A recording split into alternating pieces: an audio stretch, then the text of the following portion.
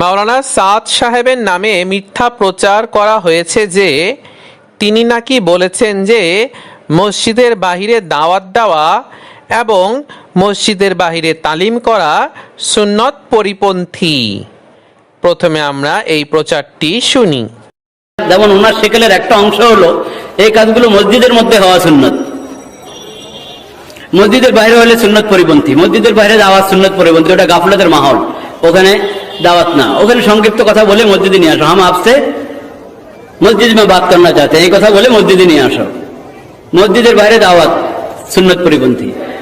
যে এগুলো মসজিদের কাজ, দাওয়াত মসজিদের সাথে সম্পৃক্ত, মানে মসজিদের কাজ না, মসজিদেরই কাজ, তালিম মসজিদেরই কাজ।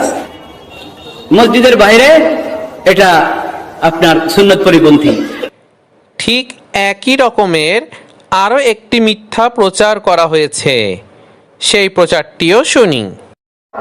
এরপরে দেখেন কতগুলো কথা যেগুলা নতুন আবিষ্কার হয়েছে, এইগুলা যদি আমরা মানতে যাই তাইলে কোরআনও মানা হয় না, হাদিসও মানা হয় না। বিশাল সাংঘর্ষিক কথাবার্তা। যেমন একটা কথা, দুই একটা বলছি, যে মসজিদের বাহিরে, মসজিদ কি বাহির দাওয়াত দেনা খেলাফে সুন্নত হ্যাঁ, মসজিদের বাহিরে দাওয়াত দেওয়া সুন্নতের খেলাফ। আচ্ছা আপনারা বলেন এই কথাটা কতটুকু সত্য আর কতটুকু কোরআন হাদিস সম্মত হইল? নবীরা কি মসজিদের ভিতরে দাওয়াত দিচ্ছেন না বাহিরে? এখন আমরা এটার তাহকিক জেনে নেই। প্রথমে আমরা 2017 সালের 22 জানুয়ারি তারিখে অনুষ্ঠিত টঙ্গী ইজতেমায় মাওলানা সাদ সাহেবের বয়ান শুনি। এই বয়ানটির বাংলা তর্জমা করেছেন মাওলানা ওমর ফারুক সাহেব। इसलिए मैं ताकीद से अर्ज करता हूँ कि तालीम के हल्के मसाजिद में ये दूसरे मकामात पर किए जाएं। अलबत्ता ट्रेन के अंदर साथियों को चाहिए जिसकी जहाँ सीट है वो वहाँ रहे और अपने आस पास वालों से इंफरादी मुलाकात करे, इंफरादी दावत दीजिए और दो आदमी आपस में मिलकर भी तालीम कर सकते हैं। लेकिन हल्का लगाना ट्रेन के अंदर मुनासिब नहीं है। তবে হ্যাঁ, আমরা যখন ট্রেনে বাসে সফর করবো তখন তালিমে হালকা করবো না, কারণ ওইখানে হলো যার যার বসার সিট আলাদা, একটু জায়গা থাকে চলাফেরা। আর তালিমের জন্য হলো জরুরি হালকা বানানো। হালকা বানাইতে গেলে আরেকজনের রাস্তা বন্ধ হবে। ওইখানে ইনফিনিটি দাওয়াত দেওয়া যেতে পারে, বা পাশে যে বসা আছে তারা নিজেদের মধ্যে তালিম করতে পারে, শিখাইতে পারে, কিন্তু হালকা বানাবে না। ট্রেনের মধ্যে এরকম হালকা বানাবে না, কারণ রাস্তা যেন বন্ধ না হয়, মানুষ যেন বিরক্ত না হয়, মানুষ যেন বিব্রত বোধ না করে। हमें अपनी मसाजिद को इस तरह 24 घंटे आमान से आबाद रखना है।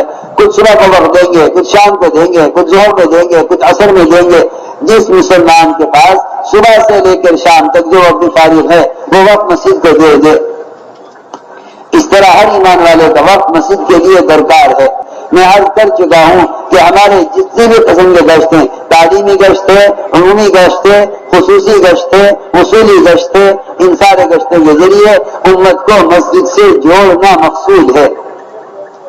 मैं नहीं कहता तुम किसी को मजबूर करो मस्जिद में आने से, या आने से हुजूर करे, उससे वहां जरूर बात करो, जरूर दावत दो, लेकिन ये बात याद रखो कि मस्जिद के माहौल से ज्यादा मुअस्सिर और इससे बेहतर और कोई जगह बात करने की नहीं है। इसलिए हमें गश्तों के जरिए लोगों को आमाल मस्जिद से जोड़ना है। मेरे मोहतरम दोस्तों, जरूर मकसद হলো এটা, যেই মসজিদে আমি থাকতেছি আসি, এই মসজিদের আশেপাশে যতগুলো ঘর আছে, এই ঘরের বালেগ মুসলমান যারা আছে তাদের মধ্যে আমরা এমন ভাবে মেহনত করব সকলেই যেন তারা অবসর সময়টা মসজিদে দিয়ে দেয়। চাকরিজীবী চাকরির বাইরে যে সময়টা আছে মসজিদে দিয়ে দেয়, ব্যবসায়ী ব্যবসার বাইরে যে সময়টা আছে মসজিদে দিয়ে দেয়, ক্ষেত কৃষি করা কান্নাওয়ালা যারা আছে তারা যেন বাকি সময়টা মসজিদে দিয়ে দেয়। এইভাবে সকল মুসলমান যদি তার অবসর সময়টাকে মসজিদে দিয়ে দেয়, কেউ সকালে আসবে, কেউ দুপুরে আসবে, কেউ বিকেলে আসবে, কেউ রাত্রে আসবে, কেউ প্রথম রাত্রে আসবে, কেউ শেষ রাত্রে আসবে, তো ওই কয়েকজন মুসল্লি দিয়েই 24 ঘন্টা মসজিদ আবাদ থাকবে, তালিমের দ্বারা আবাদ থাকবে, গাছের দ্বারা মহল্লা আবাদ থাকবে। বলে যে আমি এই কথা কখনই বলি নাই, এই কথা যে মসজিদের বাইরে দাওয়াত দেওয়া কখনই বলি নাই। আমি বলছি এইভাবে যে যাদেরকে মসজিদে আনার জন্য মসজিদের মধ্যে আমলের মাহল তৈরি করে গাছের জন্য বের হয়ে যাবে, যতজনকে মসজিদে আনার জন্য তৈরি করতে পারি তাদেরকে তো মসজিদে আইনা তালিমের হালকাতে বসে তারপরে দাওয়াত দেব। আর যে মুহূর্তে মসজিদে আসতে রাজি নেই তাকে ওইখানেই দাওয়াত দেব, তাকে ওইখানেই দাওয়াত দেব। কিন্তু প্রথম চেষ্টা হবে ওই মসজিদে নিয়ে আসার জন্য। তারপরে যদি সেই সময় না পারে, ফারেক না হইতে পারে, তো তাকে দাওয়াত ওইখানেই দেবো। আমি কখনো এই কথা বলি নাই যে মসজিদের বাইরে কোনো দাওয়াত দেওয়া যাবে না। আল্লাহ তাআলা আমাদেরকে এই কথার পর আমল করার জন্য তৌফিক দিয়ে দেয়। দাওয়াত তো মসজিদেও হবে, দাওয়াত তো মসজিদে আসতে হবে, মসজিদের বাইরে দাওয়াত মসজিদেও হবে, মোজাকারা মসজিদেও হবে, মসজিদের বাইরেও হবে। যে মসজিদে আসতে চাইতেছে বা তৈরি করে ধরতে পারতেছে তাকে মসজিদে, যে না আসতে পারতেছে তাকে এইখানেই আমরা দাওয়াত দেবো। এইভাবে আমরা আমাদের সময়টাকে পুরো করব। এই বয়ান থেকে আমরা বুঝলাম যে মাওলানা সাদ সাহেব সফর চলাকালীন সময়ে ট্রেনের মধ্যেও দুইজন মিলে নিজেদের মধ্যে তালিম করতে বলেছেন। অর্থাৎ মাওলানা সাদ সাহেব তালিমকে শুধু মসজিদের মধ্যে সীমাবদ্ধ রাখতে বলেন নাই, বরং মসজিদের বাইরেও তালিম করতে বলেছেন। এই বয়ানে মাওলানা সাদ সাহেব এটাও বলেছেন যে কেউ যদি মসজিদে আসতে না চায় তাহলে তাকে অবশ্যই সেখানেই দাওয়াত দাও, সেখানেই তার সাথে দিনের কথা বলো। অর্থাৎ মাওলানা সাদ সাহেব দাওয়াতকে শুধু মসজিদেই সীমাবদ্ধ রাখতে বলেন নাই, বরং মসজিদের বাহিরেও দাওয়াত দিতে ও দিনের কথা বলতে বলেছেন। যারা 2017 সালের এই বয়ানটি শুনতে চান তারা ডেসক্রিপশনের লিঙ্কে প্রবেশ করুন। এখন আমরা 2018 সালের 26শে ফেব্রুয়ারি তারিখে অনুষ্ঠিত আওরঙ্গাবাদ ইজতেমায় मौलाना साद साहेबेर बयान सुनी। मर्द शिरकत करें, घर में ऐसा वक्त है कि इन 5 कामों के लिए जो सबकी सहूलत का और सबकी फुर्सत का, सबके जमा होने का हो। हम समझते थे दूध पीते बच्चों को लेकर बैठो, जो रहमत नाजिल होंगी, जो फरिश्ते उतरेंगे तुम्हारे हल्कों पर, इनसे तुम्हारे बच्चों की तरबियत होगी। इस तरह हमें किताबी तालीम का, अच्छी सी बात का मुज़ाकरा, अल्लाह के रास्ते में निकलने के लिए मसरात की तश्कील, ये बुनियादी काम है, बुनियादी काम है। आप बताएं, मस्जिदें ज्यादा हैं, घर ज्यादा हैं? मस्जिदें ज्यादा हैं दुनिया में, घर ज्यादा हैं? घर ज्यादा हैं। मर्दों को तो मस्जिदों में माहौल मिल जाएगा, इन घरों के माहौल को कैसे बदला जाए?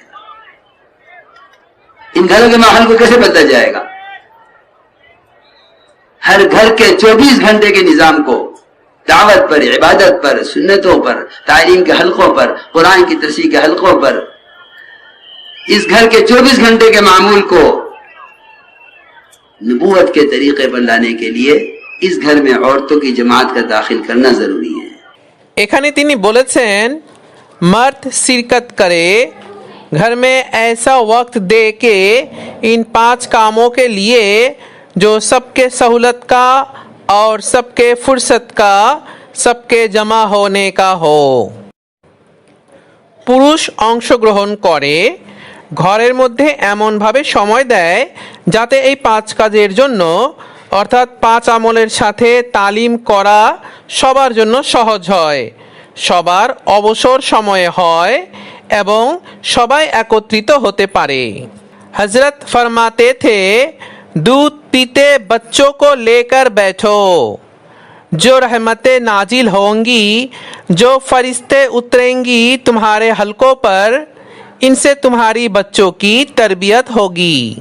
हजरत बोलतें दुग्धपोष्य বাচ্চাদেরকে নিয়ে বসো, যে রহমত নাজিল হবে, যে ফেরেশতাগণ তালিমের হালকায় অবতীর্ণ হবেন, এটার দ্বারা তোমাদের বাচ্চাদের তরবিয়ত হবে।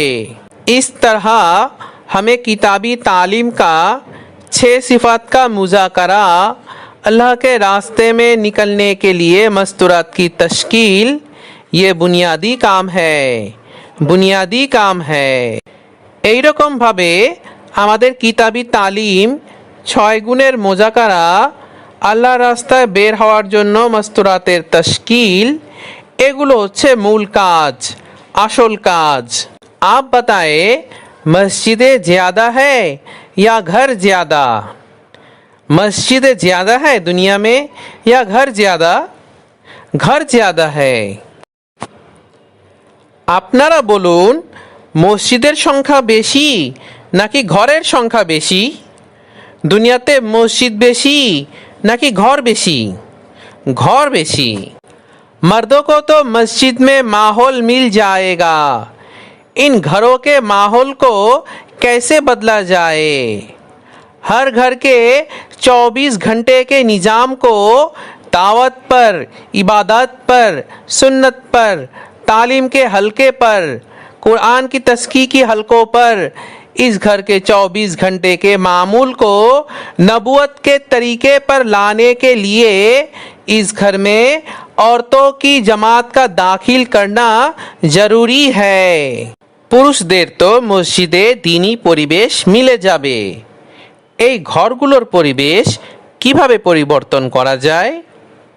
প্রতিটি ঘরের 24 ঘন্টার সময়সূচিকে দাওয়াতের ওপর, ইবাদতের ওপর, সুন্নতের ওপর, তালিমের হালকার ওপর, কোরআনের মশকের হালকার ওপর আনার জন্য এবং এই ঘরগুলোর 24 ঘন্টার সব সময়ের অভ্যাসকে নবুয়তি তরিকার উপর আনার জন্য এই ঘরগুলোতে মস্তুরাত জামাত নিয়ে আসা জরুরি।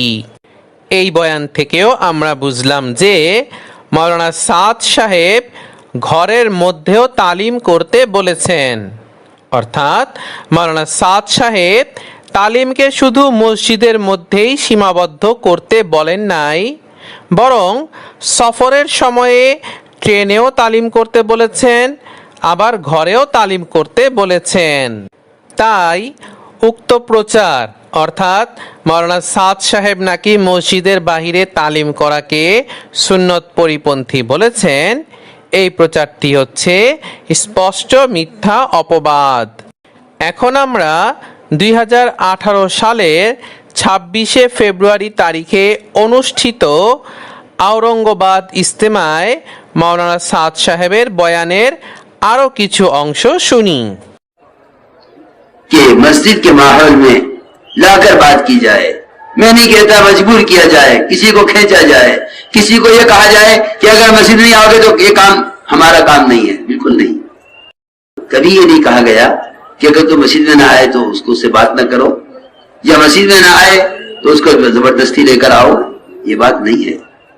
এখানে তিনি বলেছেন मस्जिद के माहौल में लाकर बात की जाए। मैं नहीं कहता मजबूर किया जाए, किसी को खींचा जाए, किसी को ये कहा जाए कि अगर मस्जिद में नहीं आओगे तो ये काम हमारा काम नहीं है। बिल्कुल नहीं। মসজিদের পরিবেশে এনে কথা বলো। আমি এটা বলি না যে বাধ্য করা হোক, কাউকে টানা হেচড়া করা হোক, কাউকে এটা বলা হোক যে যদি মসজিদে না আসবে তাহলে এটা আমাদের কাজ নয়, কখনোই না। कभी ये नहीं कहा गया कि कोई मस्जिद में ना आए तो उससे बात ना करो, या मस्जिद में ना आए तो उसको जोर जबरदस्ती लेकर आओ। ये बात नहीं है। কখনোই এটা বলা হয় নাই যে কেউ যদি মসজিদে আসতে না চায় তাহলে তার সাথে দিনের কোনো কথা বলো না, বা মসজিদে না আসতে চায় তাহলে তাকে জোর জবরদস্তি নিয়ে আসো, এই কথা নয়। এই বয়ান থেকেও আমরা বুঝলাম যে মাওলানা সাদ সাহেব বলেছেন যে কেউ যদি মসজিদে আসতে না চায় তাহলে তার সাথে দিনের কোনো কথা বলো না, এমন নয়, বরং সেখানেই তাকে দিনের কথা বলো। যারা 2018 সালের এই বয়ানটি শুনতে চান তারা ডেসক্রিপশনের লিংকে প্রবেশ করুন। এখন আমরা 2019 সালের 25শে নভেম্বর তারিখে অনুষ্ঠিত ভূপাল ইজতেমায় মাওলানা সাদ সাহেবের বয়ান শুনি। मोहब्बत से, हिकमत से, नरमी से किसी तरह इस माहौल से निकल आए। अगर वो निकलना नहीं चाहते इस माहौल से और आने से इनकार कर रहा है आपके साथ, तो आप वहां उनसे जरूर बात कर लें। लेकिन आपके दिल की चाहत यह हो, काश ये पांच मिनट के लिए अगर मस्जिद में आ जाता। ये फरमाया हुजूर अकरम सल्लल्लाहु अलैहि वसल्लम ने कि मस्जिद में आने वाले से अल्लाह ताला इससे भी ज्यादा मिलकर खुश होते हैं जितना कोई अपने दोस्त से मुद्दत के बाद मिलकर खुश होता है। এখানে তিনি বলেছেন, प्यार मोहब्बत से, हिकमत से, नरमी से, किसी तरह ये इस माहौल से निकल आए। अगर वो निकलना नहीं चाहते इस माहौल से और आने से इनकार कर रहा आपके साथ, तो आप वहाँ उनसे जरूर बात कर ले। प्यार मोहब्बतेर द्वारा, हिकमतेर द्वारा, নরমিয়াতের দ্বারা, যাতে সে যে কোনোভাবেই এই পরিবেশ থেকে বের হয়ে আসে। যদি সে এই পরিবেশ থেকে বের হয়ে আসতে না চায় আর আপনার সাথে মসজিদে আসতে না করছে, তাহলে আপনি সেখানেই তার সাথে অবশ্যই দিনের কথা বলুন। लेकिन आपकी दिल की चाहत ये हो, काश ये 5 मिनट के लिए भी मस्जिद में आ जाता। ये फरमाया हुजूर अकरम सल्लल्लाहु अलैहि वसल्लम ने कि मस्जिद में आने वाले से अल्लाह ताला इससे भी ज़्यादा मिलकर खुश होते हैं जितना कोई अपनी दोस्त से मुद्दत के बाद मिलकर खुश होता है। किंतु আপনার দিলের আকাঙ্ক্ষা যেন এটা হয় যে যদি এই ভাই 5 মিনিটের জন্য হলেও মসজিদে আসতো। হুজুর আকরাম সাল্লাল্লাহু আলাইহি ওয়াসাল্লাম এটা বলেছেন যে মসজিদে যে ব্যক্তি আসে তার উপর আল্লাহ তাআলা এর থেকেও বেশি খুশি হয়ে যায় যতটা কোনো ব্যক্তি দীর্ঘদিন পরে কোনো বন্ধুকে দেখে খুশি হয়। এই বয়ানেও মাওলানা সাদ সাহেব বলেছেন যে কেউ যদি মসজিদে আসতে না চায় তাহলে তার সাথে সেখানে অবশ্যই দিনের কথা বলুন, সেখানেই তাকে দাওয়াত দিন। যারা 2019 সালের এই বয়ানটি শুনতে চান তারা ডেসক্রিপশনের লিংকে প্রবেশ করুন। উপরোক্ত আলোচনায় এটাই স্পষ্ট যে মাওলানা সাদ সাহেব লোকদেরকে মসজিদের বাহিরেও দাওয়াত দিতে বলেছেন এবং দিনের কথা বলতে বলেছেন। তবে তিনি এটা বলেছেন যে আমাদের চেষ্টা করতে হবে যাতে লোকদেরকে মসজিদে আনা যায়, কারণ এতে দাওয়াতের তাসির বা প্রভাব অনেক বেড়ে যাবে এবং মসজিদে আসার কারণে সেই লোকটিরও অনেক ফায়দা হবে। এখন আমরা মাওলানা সাদ সাহেবের এই কথার দলিল দেখি। 2016 সালের এপ্রিল মাসে মাসিক আল কাউসার ম্যাগাজিনে মসজিদের সাথে সম্পর্ক নামক লেখা প্রকাশিত হয়। সেখানে লেখা আছে, পৃথিবীতে জায়গার কোনো শেষ নেই এবং সবখানে আল্লাহ তাআলার জিকির করা যায়, কিন্তু এসবের মধ্যে মসজিদ এক অনন্য বৈশিষ্ট্যের অধিকারী। মসজিদ শুধু নামাজ আদায় নয়, কোরআন হাদিস, মাসালা মাসাইল ও ইসলামী শিক্ষা নির্দেশনা শেখা ও শেখানোরও জায়গা। নবী যুগ থেকে সাহাবা, তাবেঈন, তাবেঈন ও পরবর্তী অনেক সময় পর্যন্ত এ কাজগুলো প্রধানত মসজিদেই সম্পন্ন হতো। পরবর্তীতে এসবের জন্য স্বতন্ত্র প্রতিষ্ঠান হলেও মসজিদে তা একেবারে বন্ধ হয়ে যায়নি এবং তা সমীচীনও নয়। এ থেকেই উপলব্ধি করা যায় মসজিদের সাথে মুমিনের কি গভীর সম্পর্ক থাকা উচিত এবং সেটা তার জন্য কি উপকারী ও কল্যাণকর। মাসিক আল কাউসারের এই লেখা থেকেও আমরা বুঝলাম যে লোকদেরকে মসজিদের সাথে সম্পর্ক করানোর জন্য তাদেরকে মসজিদে নিয়ে আসাই উত্তম। মাসিক আল কাউসারের এই লেখা যারা পড়তে চান তারা ডেসক্রিপশনের লিংকে প্রবেশ করুন। মাওলানা সাদ সাহেব লোকদেরকে মসজিদের বাহিরেও দাওয়াত দিতে বলেছেন এবং দিনের কথা বলতে বলেছেন। তবে আমাদের অনেকেই দোকানে, হোটেলে, কলকারখানায় গিয়ে অনেক সময় বয়ান শুরু করে দেই, যেটা তাদের বিরক্তির কারণ হয়, কারণ তখন তাদের কেনাবেচা চলতে থাকে বা তারা ব্যস্ত থাকেন। তাই মাওলানা সাদ সাহেব এসব জায়গায় সংক্ষিপ্ত দাওয়াত দিয়ে মসজিদে নিয়ে আসার চেষ্টা করতে বলেছেন, আর মসজিদে এনে তাদেরকে দিনের বিস্তারিত কথা বা বয়ান শোনাতে বলেছেন। এখানে একটা বিষয় জানা জরুরি যে ইন্ডিয়ায় তাবলিগের পরিভাষায় বয়ান বুঝাতে অনেক সময় বাতে করনা শব্দ ব্যবহৃত হয়। যেমন বাংলাদেশে মাগরিবাদ বয়ানের জন্য আমরা এভাবে এলান দেই, বাকি নামাজের পর ঈমান আমলের মেহনত সম্পর্কে জরুরি বয়ান হবে। অথচ ইন্ডিয়ায় এই বয়ানের এলান এভাবে দেওয়া হয়, বাকি নামাজ কে বাদ দিন কি বাত হোগি। তাহলে বোঝা গেল যে ইন্ডিয়ায় তাবলিগের সাথীরা বয়ান বুঝাতে অনেক সময় বাতে করনা শব্দ ব্যবহার করেন। এখন আমরা মাওলানা সাদ সাহেবের আরো একটি বয়ান শুনি। मैं बार बार निजामुद्दीन से ये बात साथियों से भी मजलिस से भी अर्ज कर रहा कि हमारे गश्तों का मकसद मस्जिद में लाना है। घरों पर, दुकानों पर, चौपालों पर, पार्कों में, होटलों में बातें करना ये खिलाफ सुन्नत है। न ये सहाबा का तरीका है, न ये नबियों का तरीका है। बल्कि मुख्तसर दावत देकर हर शख्स को मस्जिद के माहौल में लाओ कि हम आपसे बात मस्जिद में करना चाहते हैं, क्योंकि अल्लाह कुरान में फरमा रहे कि अल्लाह रब्बुल इज्जत मस्जिद के आबाद करने वालों के दिलों से अपने गैर का खौफ निकाल देंगे। এখানে তিনি বলেছেন, मैं बार बार निजामुद्दीन से ये बात साथियों से भी मजमे से भी अर्ज कर रहा कि हमारे गस्तों का मकसद मस्जिद में लाना है।